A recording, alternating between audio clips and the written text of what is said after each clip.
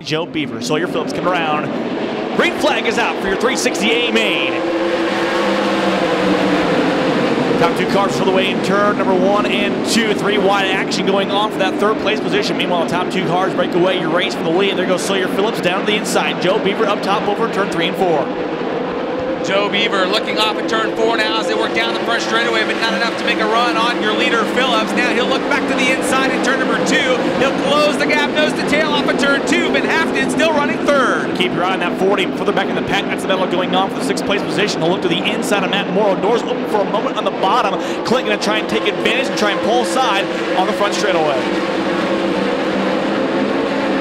Jamie Ball in the 5J moves by Giles. That was the race for the 8th position down the front straightaway as they work through turn number 2, back up front. Sawyer Phillips continues to lead now. Nate Van Haaften moves up into the number 2 position, but here comes Joe Beaver.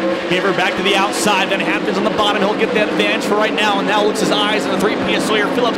Meanwhile, battle over in turn number 4 down the front straightaway.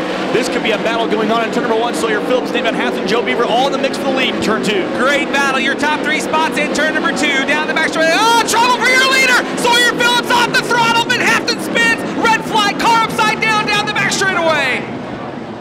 Ben Woods upside down on the back straightaway. Cars avoiding down the back chute. Van Haaften. Sawyer Phillips, what a crazy start coming off of turn 4 as they come to the cone. Green flag.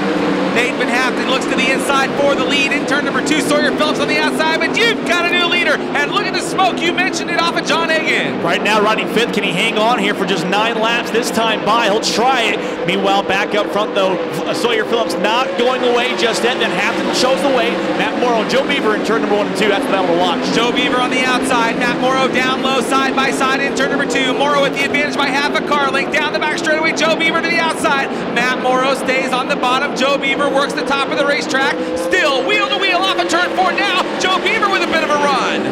Over in turn number 1 again. Down the inside goes Morrow. He'll show the way for now, but Beaver looking for a run on the top side. Not going away just yet. That's the best battle to watch on the racetrack. Can either of them catch the top 2 cars in turn 3 and 4? Side by side as they continue to battle for the 3rd spot. John Egan continues to smoke off on the DZ car number 4. Then it's Jamie Ball, Ryan Giles, and Calvin Landis in the 8th spot. Devin Klein and Troy Montefiore now rounding out your top 10. Yeah, even with the heavy smoke, Egan is catching the cars in front of him right now as they race side by side. On the bottom side, wow, Egan up over the berm for a moment, regathers the car. He'll try and reel in again the 53 and the 2M on the bottom side. There goes the Polk City native to the 3rd place spot in turn number 2. It's a battle of 3s over in turn number 3. Up top is going to be Sawyer Phillips. Down low is going to be Nate Van Haaften. Off of turn number 4 of Otley, Iowa. Nate Van Haften's going to win in Knoxville Raceway. You can take a look at that Nerf bar as it's coming in, how close it was to that right rear tire. I said to him, I said, it's about an inch. I might be able to get a finger in between it. But that's about it. He says, what do you think? I says, it's up to you. And he says, I'm going to go for it. So come on over here, Devin. We'll show why he's getting out of the car. I mean, literally, right there, I can't get my hand down between there. So he took a chance, stayed out there, paid off. Yeah, I guess I was racing too hard and wasn't looking up far enough. And yeah, it's been a while since we've been up front, so my focus was on getting him and trying to figure out where he was missing and where I needed to get better. And then all of a sudden he stopped. I thought, cool, give me, oh crap, he's stopping too fast. Didn't even notice the red, so I'm glad I didn't plow into all them people. I'm glad I didn't take us both out. And crew worked their butts off tonight. We've been really, really struggling this year. Jumped in a different car for the first time tonight and got us to the point where I was questioning myself and everything we were doing. And I think it was just the machine we had. And Lee Nelson built us one heck of a motor. This wasn't even our good one. Yeah, it really started to slick off coming into 1, and I was overdriving it a little bit. I kept thinking I was hearing somebody on my tail, and yeah, the Jumbotron really wasn't showing, so just had to plan somebody was there and keep racing hard, and I just think I overdid it a little bit, but better that way than the other. You told me you had a finger in between there, and I thought, man, he's got pretty big fingers. I think I'll be all right, so.